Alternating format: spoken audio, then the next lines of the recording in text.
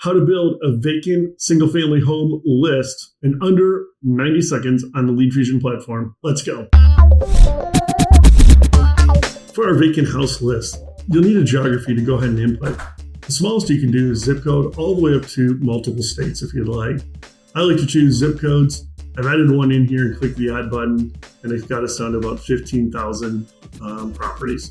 The next thing you want to do is click on popular lists, and then also vacant single family homes. That'll set some criteria here in the filters automatically for you. And then all you want to do is click purchase.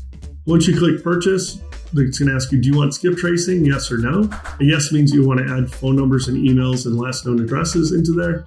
A no means that it's just, they'll go ahead and do mailing only, for the list. Go ahead and update it, and then just go ahead and purchase. And that's building a vacant single family home list in under 90 seconds. Don't forget to like and subscribe. Thanks a lot.